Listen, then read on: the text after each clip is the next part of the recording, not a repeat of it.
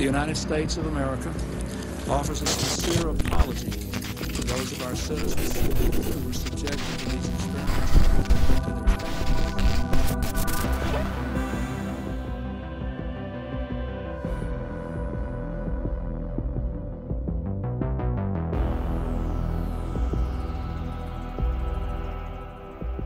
Fala galera, aqui é o Andrei Bedene e sejam bem-vindos ao canal Você Não Sabia. Muita gente assiste Stranger Things e não faz a menor ideia de como a série tem todo um universo escondido por trás da história. Então nesse vídeo eu vou te explicar a série de um jeito que ninguém nunca te explicou. E eu te garanto que depois de assistir esse vídeo você vai ver como tudo começa a fazer mais sentido.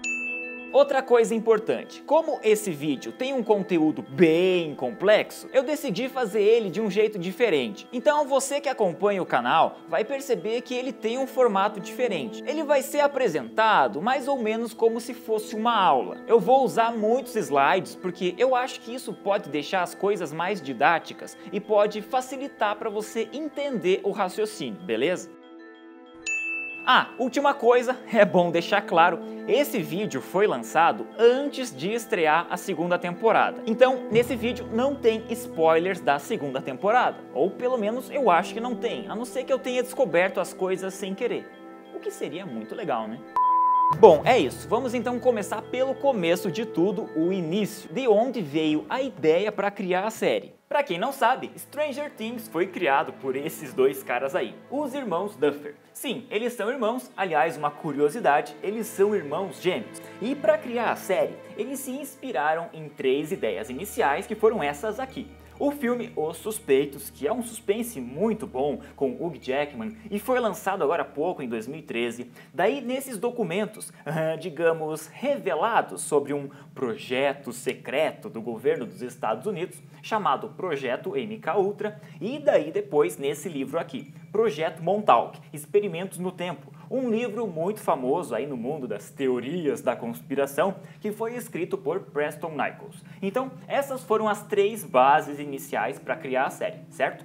Daí você poderia dizer assim, ué, mas e os filmes dos anos 70 e anos 80? Eu sempre ouvi falar que Stranger Things foi inspirado nos clássicos dessa época, como por exemplo, Tubarão, Os Goonies, Alien, Conta Comigo? Sim, tem muita inspiração nesses filmes, tem muitas referências, mas isso seria uma análise para uma segunda etapa. A gente precisa ir por partes, e o primeiro passo seria entender o que passava na cabeça dos irmãos Duffer, né, o que motivou eles a criar a série. E também entender o contexto histórico aonde a série se passa. Tipo assim, o que estava acontecendo no mundo nessa época? Por que tem laboratórios secretos? Por que tem uma menina com superpoderes? Você vai ver que quando a gente entender esse contexto histórico, tudo vai começar a fazer mais sentido. Vamos então começar analisando melhor cada uma dessas 3 ideias para a gente entender como que foi esse processo. Começando com a primeira inspiração, que foi quando os irmãos Duffer, né, sentaram na sala de casa para assistir o filme Os Suspeitos,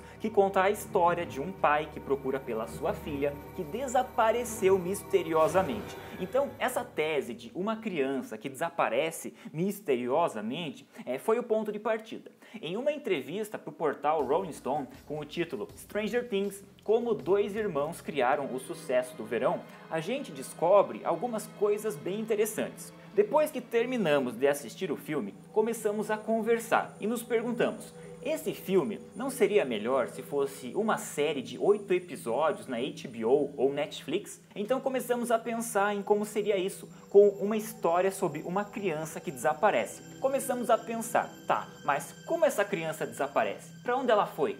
Poderíamos colocar um monstro que come pessoas? A gente cresceu e viveu os anos 80, uma época cheia de filmes que mexiam com monstros ou animais que comiam pessoas. Agora, o trecho da entrevista que mais me chamou a atenção foi esse aqui. Queríamos que o elemento sobrenatural fosse fundamentado na ciência de alguma forma. Então, o nosso monstro não vem de um plano espiritual. Ele não está ligado a nenhuma religião. Eu não acredito em fantasmas, mas eu acredito em aliens e dimensões alternativas. Essa declaração é muito importante e mais pra frente você vai entender por quê. Mas voltando, então o ponto de partida foi o filme Os Suspeitos, que deu a ideia, criança desaparece desaparece misteriosamente e aí eles começaram a se perguntar como contar uma história sobre uma criança que desaparece envolvendo monstros e eventos misteriosos, mas que tenha argumentos baseados em fatos reais. Pesquisando sobre histórias reais de crianças que desapareceram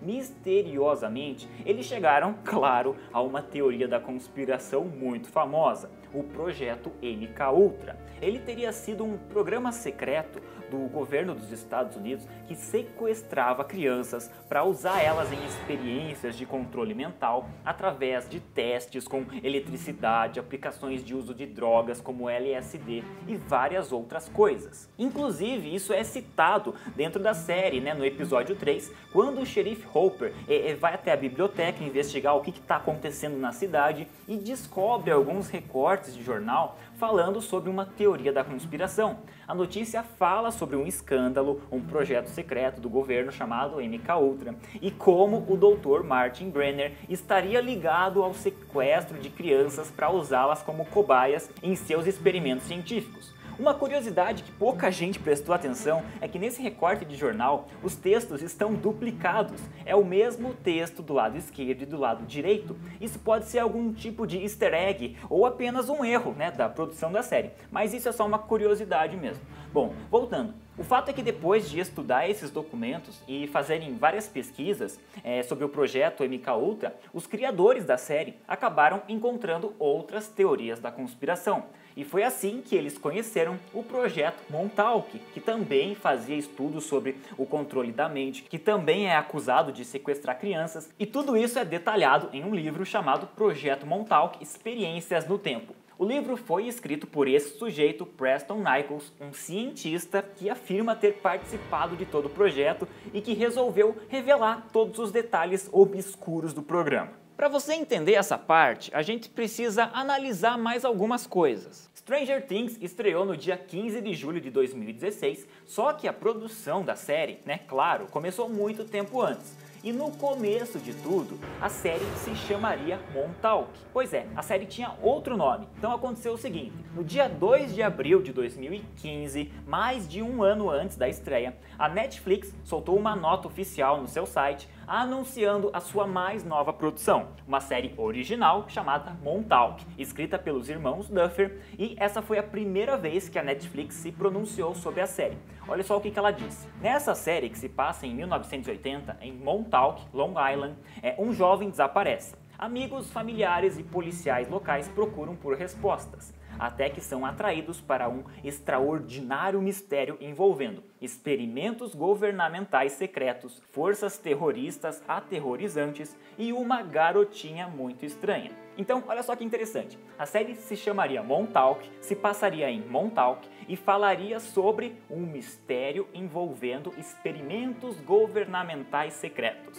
Acontece que, como diz no livro, o projeto Montauk realmente existiu e foi um projeto secreto do governo para aonde supostamente as crianças sequestradas eram levadas para serem usadas em testes com uso de drogas e controle mental. E tudo isso teria acontecido na base militar de Montauk, Long Island, perto da cidade de Nova York. E tudo isso é explicado no livro Projeto Montauk, Experimentos no Tempo. Aliás, o Preston Nichols, ele escreveu 3 livros revelando o que supostamente acontecia em Montauk. E tem muita coisa maluca, como por exemplo, mães que tiveram os filhos sequestrados e levados para serem usados em projetos secretos do governo, igual aconteceu na série, pessoas fazendo testes em banheiras de sal e eletricidade, algo parecido com o que acontece com a 11, e também pessoas que eram isoladas em quartos pequenos, que só tinham uma cama e ficavam lá sozinhas, isolados, sem contato humano, bem parecido com o quarto que a 11 dorme.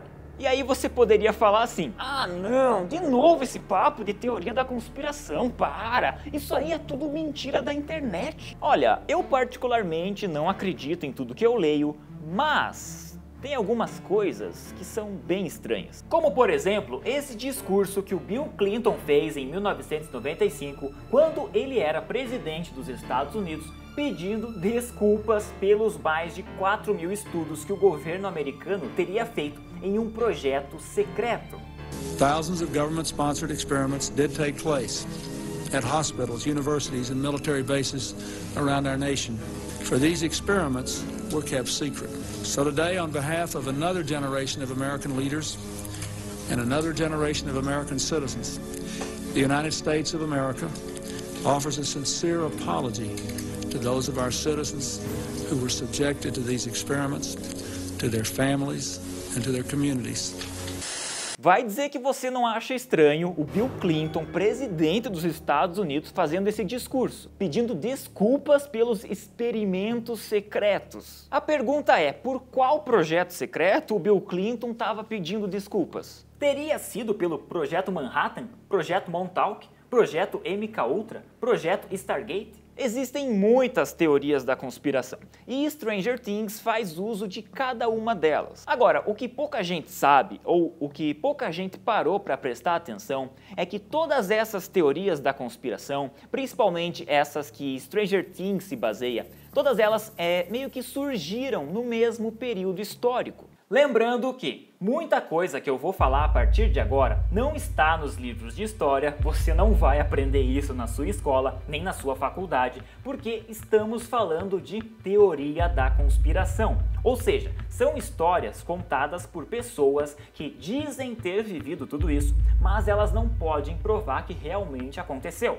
Bom, vamos voltar aos anos 40, época da Segunda Guerra Mundial. O mundo vivia uma enorme tensão, um período de muito medo, muita insegurança, e de um lado você tinha os países do eixo liderados por Alemanha, Japão e Itália, lutando contra o grupo dos aliados, liderados por Estados Unidos, Reino Unido, União Soviética e França. E considerando que você está numa guerra, qual é a coisa que você mais quer? Vencer a guerra, é acabar com seu inimigo e sair vitorioso, certo? Começou então uma corrida dos países para construir as melhores estratégias e as melhores armas para poder vencer a guerra. E alguns países acreditavam que valia qualquer coisa para você vencer a guerra. Porque se você está numa guerra, você quer proteger o seu povo, proteger o seu território, mas ao mesmo tempo você precisa atacar os seus inimigos. Então esses países começaram a pensar o quê? A gente precisa desenvolver novas armas de guerra, novas estratégias, novas tecnologias, precisamos treinar super soldados, precisamos de seres humanos mais fortes, e assim começaram a desenvolver vários estudos nessa área. Provavelmente você já ouviu falar que a Alemanha nazista fazia vários tipos de experimentos malucos. Existem teorias da conspiração que falam que os cientistas lá do Hitler mexiam muito com a questão da genética humana, estudos para criar uma raça cada vez mais pura, mas que também um dos propósitos seria criar super-humanos de batalha, sabe? Que fossem mais resistentes, mais fortes, para serem usados como soldados de guerra. E não só isso, eles também faziam experimentos com animais, cruzavam animais de espécies diferentes ou faziam transplantes malucos para entender se seria possível criar super animais, por exemplo, um cachorro de várias cabeças, para poder usar numa guerra. E dentro desse cenário, os Estados Unidos também começaram a investir dinheiro e forças para desenvolver novas tecnologias, novas armas, novas estratégias e qualquer coisa que pudesse fazer eles vencerem a guerra. Surgiu então o Projeto Manhattan, que seria o responsável por criar a bomba atômica. Essa história é interessante porque em agosto de 1939, um mês antes da Segunda Guerra Mundial começar, o então presidente dos Estados Unidos, Franklin Roosevelt, ele recebeu uma carta assinada por Albert Einstein e Leo Szilard, eu não sei falar esse nome, Szilard, enfim, com o apoio de outros físicos do país, trazendo um alerta sobre a possibilidade do regime nazista estar trabalhando para construir uma bomba atômica. Esse medo levou os Estados Unidos a criarem o Projeto Manhattan, que mais tarde seria o projeto responsável por construir a primeira bomba atômica do mundo. Lembrando que Einstein nasceu na Alemanha, então ele tinha contato com físicos alemães, então ele sabia do que a Alemanha era capaz. Bom, além disso, nessa época, surgiu também o Projeto Filadélfia, que mais tarde se tornaria o Projeto Montauk, surgiu o Projeto MKUltra e o Projeto Stargate. Isso são só alguns exemplos para você ter uma ideia. E aí, em 1945, a bomba atômica é jogada nas cidades de Hiroshima, Nagasaki e a Segunda Guerra Mundial acaba. Só que ela deixou alguns problemas, porque você lembra, né, que os Estados Unidos e a União Soviética, eles eram do mesmo time. Então, segundo as teorias da conspiração, esses países teriam trocado muitas informações, digamos, informações secretas durante a guerra, sobre seus projetos secretos, o que eles estavam desenvolvendo, porque eles queriam se ajudar, né? Eles queriam acabar com o mesmo inimigo. Então a União Soviética sabia dos projetos secretos que os Estados Unidos estavam fazendo e os Estados Unidos sabiam dos projetos secretos que a União Soviética estava fazendo. E daí, depois que acabou a Segunda Guerra Mundial, começou a chamada Guerra Fria, que foi mais ou menos ali de 1947 a 1991, e foi uma guerra entre os Estados Unidos e a União Soviética. Ela foi uma guerra bem complexa, tem muitas coisas para analisar e a proposta desse vídeo não é ficar analisando elas. Então eu vou destacar só aquilo que eu acho que é importante para o nosso vídeo. A Guerra Fria foi um conflito de ordem política, militar, tecnológica, econômica, social e ideológica. De um lado, os Estados Unidos defendendo as ideias do capitalismo com um modelo político de democracia, e do outro lado a União Soviética defendendo as suas ideias do comunismo e um modelo político mais autoritário de Stalin. Ou seja, eram dois países lutando entre si para mostrar para o mundo quem era o melhor. Quem tinha as melhores ideias, quem tinha a melhor política, quem tinha a melhor ideologia, quem tinha a melhor tecnologia. E foi dentro desse cenário, por exemplo, que surgiu a corrida espacial. Os dois países competindo, quem vai chegar primeiro no espaço, quem vai chegar primeiro na Lua. Eles faziam propaganda do seu programa espacial, usavam jornais, revistas, rádio, televisão e indiretamente um tentando mostrar para o outro quem estava mais avançado, um tentando intimidar o outro. E aí, em 3 de novembro de 1957, a União Soviética anunciou que teve sucesso e a cadela Laika foi o primeiro ser vivo a ser enviado para o espaço. E para a União Soviética isso era considerado uma baita vitória. Chegamos no espaço antes que os Estados Unidos. Hashtag chupa tio Sam. Daí os Estados Unidos olharam para isso e falaram: ah é? Vocês enviaram um cachorro para o espaço? Então espera aí, pois a gente vai mandar um ser humano para a Lua. E assim, em 20 de julho de 1969, Neil Armstrong se torna o primeiro ser humano a pisar na Lua. Hashtag chupa comunistas. E daí ficava essa briga, um país competindo com o outro, um país provocando o outro, mas guerra, daquelas que um exército invade o país do outro, né, tiro, porrada e bomba, isso nunca teve. Por isso esse período é chamado de Guerra Fria, porque não houve uma guerra militar direta entre as duas superpotências, principalmente pelo medo de ser uma guerra que envolveria bombas atômicas. Porque os dois países sabiam construir bomba atômica, os dois países sabiam construir uma bomba de hidrogênio, mas eles tinham medo das consequências que isso podia trazer para eles mesmos e para o mundo. Stranger Things, então, né, se passa em 1983, está inserido dentro desse contexto. Estados Unidos e União Soviética, né, disputando uma corrida, e os dois países possuem projetos secretos sobre controle mental. E agora a gente está chegando no ponto principal desse vídeo. Como esses dois países viviam nessa incerteza de que a qualquer momento eles podiam entrar em guerra, que talvez poderia até provocar uma terceira guerra mundial, esse medo motivou eles a continuarem investindo ainda mais em projetos secretos, em pesquisas, em tecnologias, em novas armas de guerra. Só que assim, mais importante do que você investir nesses projetos secretos era você mostrar de alguma forma para o seu inimigo que o seu projeto estava dando certo. Foi assim que em 1964 a União Soviética começou a divulgar notícias sobre Nino Kulagina. Hoje em dia ficou conhecido como a Eleven da Rússia.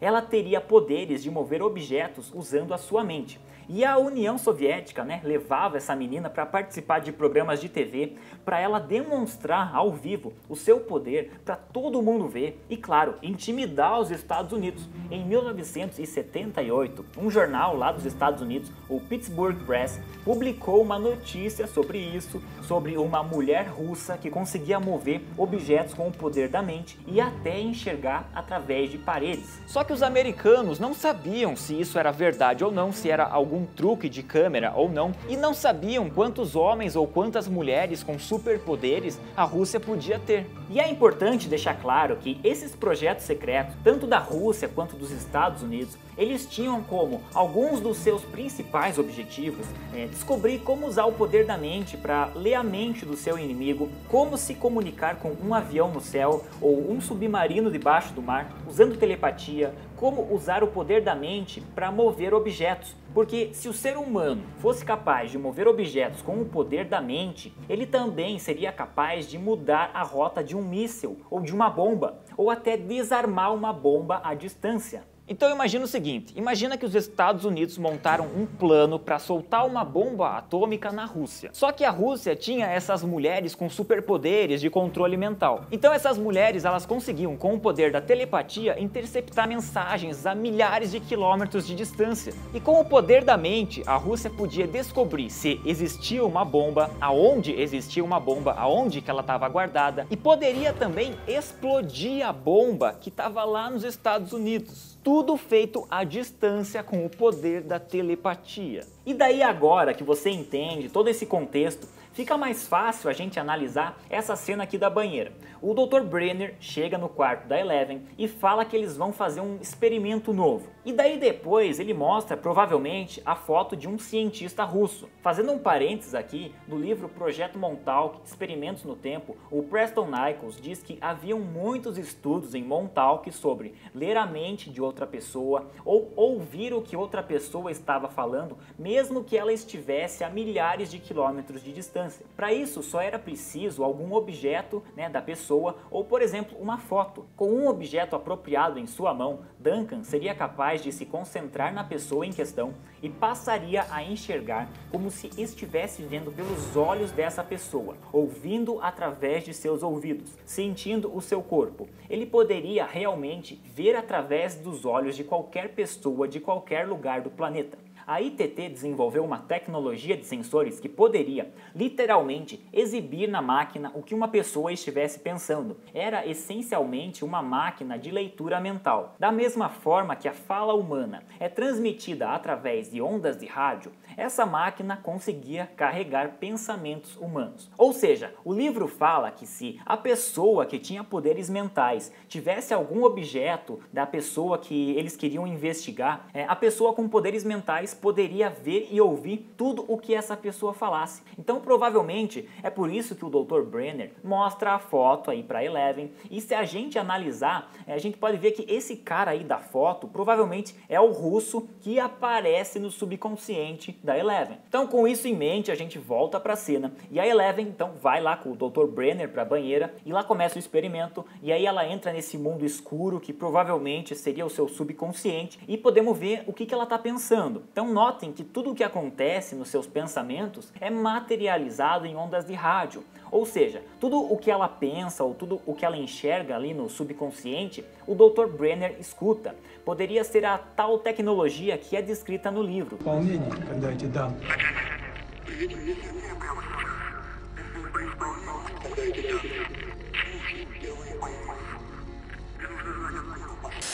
Então provavelmente nessa cena o Dr. Brenner está usando a Eleven para tentar descobrir quais são os planos dos russos. Se eles têm alguma nova arma de guerra, se eles estão planejando alguma coisa. Só que durante o experimento alguma coisa acontece e a Eleven escuta um som estranho. E nisso vemos o Dr. Brenner assustado e o seu sentimento parece ser muito sincero. Ele realmente parece que não sabe o que está acontecendo, ele não sabe o que é esse som, ele não sabe de onde vem esse som.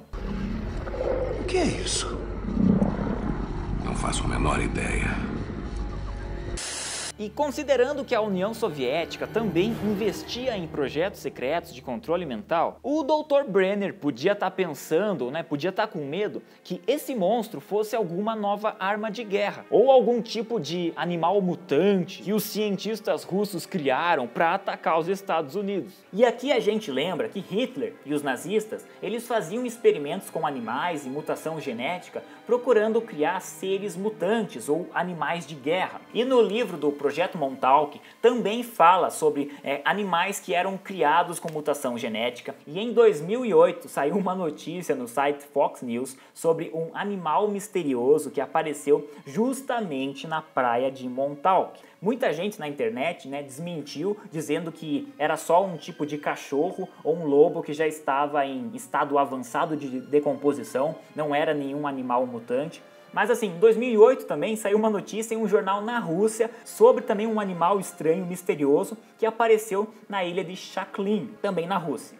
Existem várias teorias da conspiração que falam sobre projetos secretos que faziam experiência em animais, que mexiam com mutação genética e esse tipo de coisa, ou que cruzavam animais de espécies diferentes. Ou seja, faria muito sentido na série o Dr. Brenner estar com medo de que a Rússia estava criando algum animal novo para atacar os Estados Unidos. Então no episódio seguinte, a gente vê o Dr. Brenner tentando acalmar a Eleven.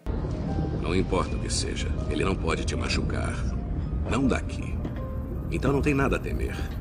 Resumindo, ele diz que o monstro não pode machucá-la porque, assim, ela tá nos Estados Unidos e o monstro provavelmente tá lá na Rússia. E daí ele encoraja a Eleven, dizendo, ele está procurando você, vá atrás dele, faça contato. E ele faz isso para incentivar a Eleven a criar coragem de ir até o monstro, para eles descobrirem o que tá acontecendo, o que é esse monstro. Só que quando ela toca no monstro, ela se assusta e o portal se abre.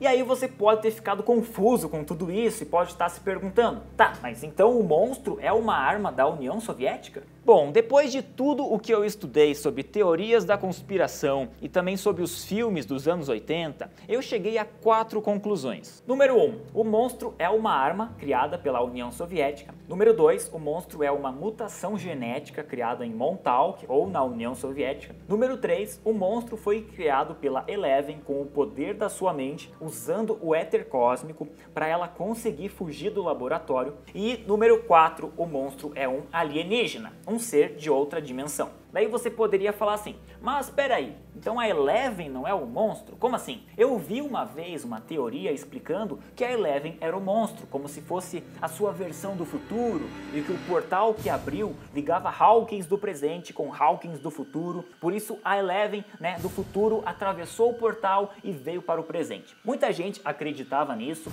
e um dos argumentos era de que só a Eleven sabia como derrotar o monstro no final da primeira temporada, e daí ela vai lá e mata o monstro. Só que existe uma outra explicação bem mais simples para tudo isso. Teoria da conspiração Stargate. Fala sobre controle mental e como usar o poder da mente para matar animais. Tem até um filme que fala um pouco sobre isso, Os Homens que Encaravam Cabras, e é um filme com George Clooney e conta a história de um cara que diz ter recebido treinamentos especiais de controle mental no exército americano. E por causa disso, ele conseguia matar animais apenas com a força do pensamento. Então, não é por acaso que tem a cena lá da 11, da Eleven, fazendo uma experiência encarando um gato. Com certeza era para testar o poder da sua mente e fazer ela aprender a matar animais com o poder do pensamento. Bom, depois dessa explicação a gente volta então, quem é o monstro? Basicamente o que acontece? Eu diria que é impossível ser a opção 1, porque não faz sentido dentro da história, dentro das coisas que acontecem.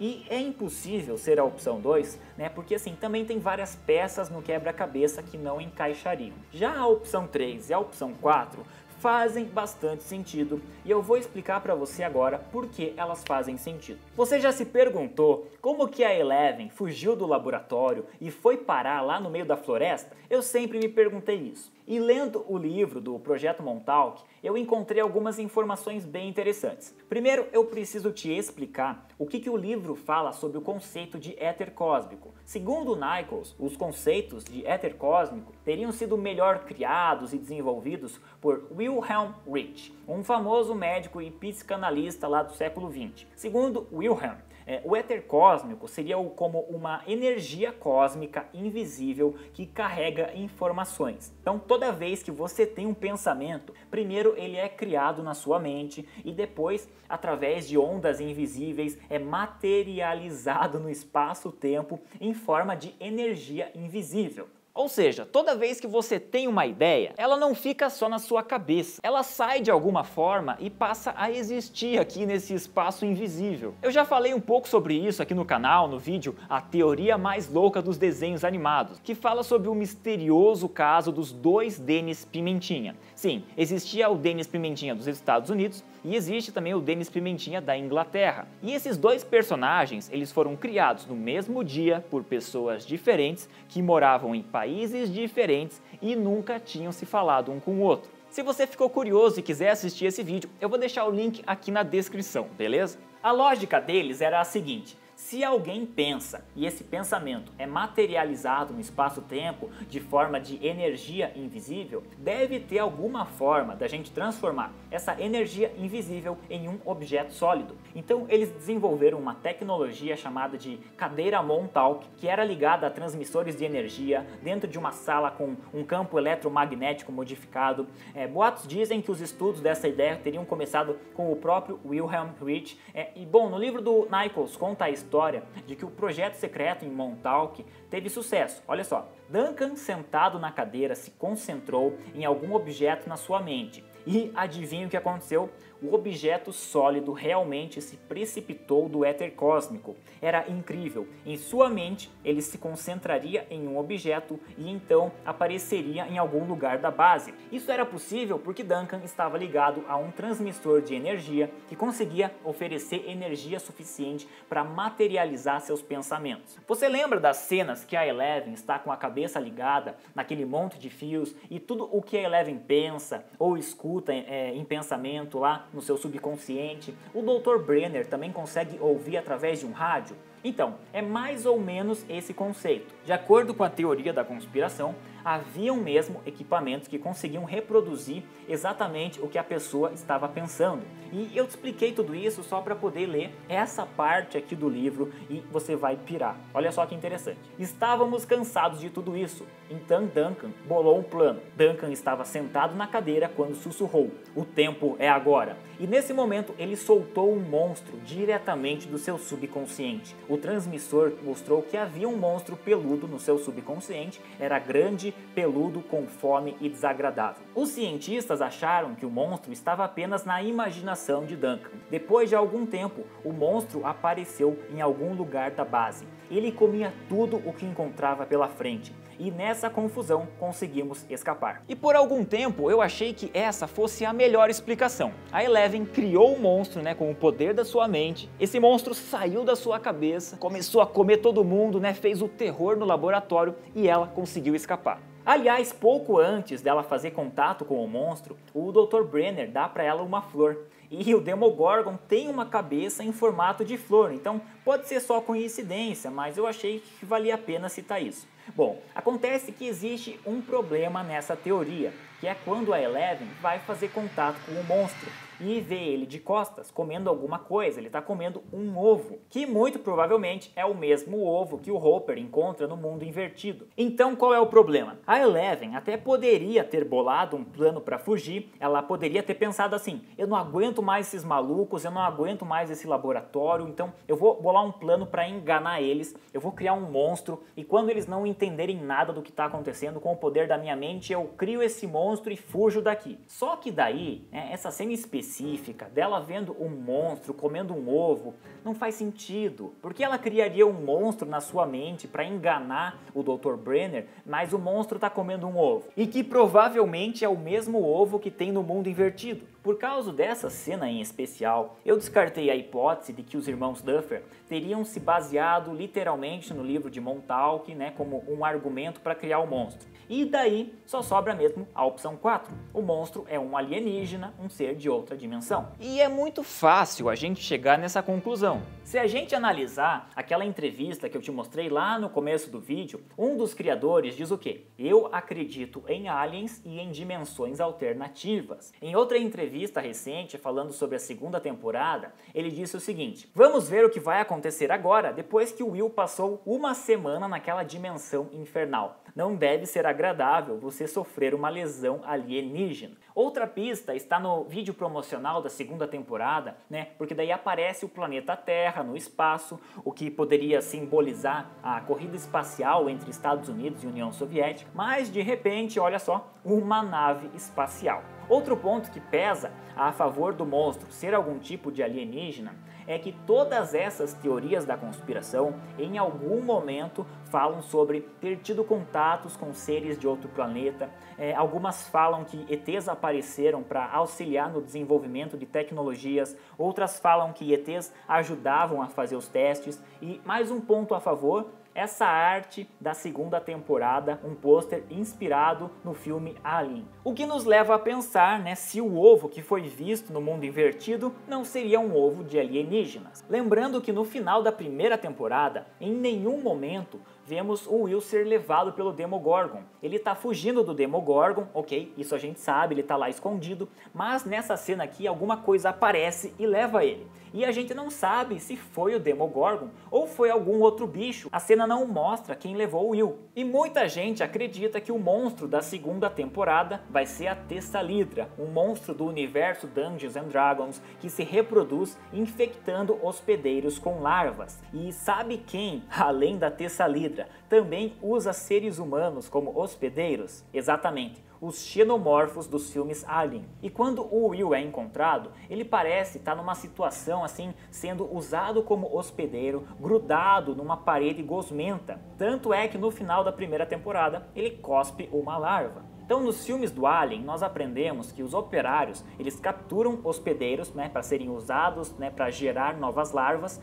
e quando são capturados, eles são grudados numa parede de uma colmeia. Algo bem parecido do que aconteceu com o Will e com a Bárbara. Aliás, no filme Alien, o nome da atriz que faz essa cena aí é Barbara Cole. Coincidência? Eu acho que não. E os aliens operários, eles são muito leais à rainha da colmeia. E a rainha é um alien gigante, super protegido, né? E que pode botar vários ovos ao mesmo tempo. Será que o monstro da segunda temporada é a rainha da colmeia? Os próprios criadores deram mais algumas pistas. Em uma entrevista eles disseram: na primeira temporada o monstro era inspirado no filme Tubarão. Quando o monstro entra em nossa dimensão, é como o tubarão atravessando a água para nos atacar. Depois ele captura e arrasta a presa para debaixo da água. Mundo invertido. O Demogorgon representava esse tipo animal tubarão, que é uma máquina de comer, atraída por sangue, que emerge das profundezas de outro reino e causa estragos em uma cidade pequena. Igual no filme de Steven Spielberg. Eu não quero falar demais, apenas saiba aqui: tocar um ser interdimensional nunca será uma boa ideia. Já sobre o monstro da segunda temporada, veja o que eles falaram. O novo monstro vai ter uma abordagem bem Lovecraft, um ser interdimensional que é algo além da compreensão humana. O Lovecraft, a quem eles se referem ali, é Howard Phillips Lovecraft, um dos escritores mais importantes do último século, que revolucionou o gênero de terror. Ele gostava de trabalhar com histórias envolvendo seres de outras dimensões que vinham assustar o ser humano. E Lovecraft também fala sobre o encontro de universos paralelos. Veja que interessante o que aconteceu no seu livro From Beyond. O outro mundo sempre esteve lá, invisível e inacessível, até desenvolver os meios para encontrá-lo. No entanto, em uma inesperada mudança de eventos, Tillinghast descobre que, uma vez que ele é capaz de perceber a maneira de seres estranhos e gelatinosos nesse mundo alternativo e paralelo, eles são capazes de percebê-lo. E uma vez percebido, esses seres são capazes de caçar, capturar e destruir seres em nosso mundo. Isso é bem parecido do que acontece com a Eleven. Ela tentava acessar o russo lá, quando intercepta também um monstro desconhecido, e ao tocar nele, o monstro percebe que ela está ali e isso liga duas dimensões diferentes, duas dimensões paralelas, bem igual que o Lovecraft fala em seus livros. A questão é superficialmente explicada pelo professor Clarke, que cita a hipótese dos muitos mundos, criada por Everett. Trata-se da primeira teoria científica a abraçar o conceito de universos paralelos e como seria possível duas dimensões paralelas se encontrarem. Curioso que no livro do Projeto Montauk, o Preston Nichol também fala sobre universos paralelos e como seria possível criar um portal ligando duas dimensões. Aliás, na série, o laboratório se chama Hawkins, possivelmente em homenagem a Stephen Hawking, um dos maiores nomes no que diz respeito aí a teoria sobre física quântica, dobras no espaço-tempo e buracos de minhoca. Em 2015, ele deu uma entrevista dizendo que seria possível que buracos negros fossem portais ligando universos paralelos. E no meio dessa confusão toda, alguns físicos acreditam no seguinte, que pelos cálculos e pelas teorias físicas, possam existir até 11 dimensões diferentes. A gente conhece a nossa, onde a gente vive, mas poderiam existir outras 10. E aí o que eles dizem? Se duas dimensões diferentes se encontrassem, através de algum portal no espaço-tempo, e fosse aberto, um portal ligando essas duas dimensões, e esse portal que foi aberto não fosse fechado, a dimensão maior começaria a engolir a dimensão menor. Aliás, o professor Clarke nos dá uma pista sobre isso no episódio 5, depois de explicar a teoria científica sobre portais e universos paralelos. Mas e se esse portal já existisse? Bom, se existisse, acho que saberíamos. Afetaria a gravidade, o campo magnético, nosso ambiente. Nossa, ele poderia até nos engolir. Isso poderia ser um dos motivos do porquê parece que o mundo invertido está crescendo, expandindo e ficando cada vez maior. Bom, eu descobri muito mais coisas sobre teorias da conspiração. Muitas coisas que ajudariam a explicar outras coisas da série. Mas esse vídeo já ficou muito longo e esse assunto também é um assunto bem complexo. Então eu acho que a base principal que você precisava aprender eu já te expliquei nesse vídeo. Eu tenho muitas outras anotações e informações, mas eu acho que são mais pequenos detalhes que no momento não fazem tanta diferença. Então eu acabei optando por não mencionar elas nesse vídeo. Lembrando que esse vídeo foi feito antes de estrear a segunda temporada. Então vamos fazer assim, eu vou assistir a segunda temporada e se eu perceber que tem mais coisas interessantes para falar, ou se eu descobrir novas teorias, que ninguém percebeu ainda, eu faço daí um novo vídeo analisando essas novas teorias e esses novos aspectos envolvendo a segunda temporada. Beleza? É isso aí, esse é o canal Você Não Sabia e a gente se vê no próximo vídeo. Tchau!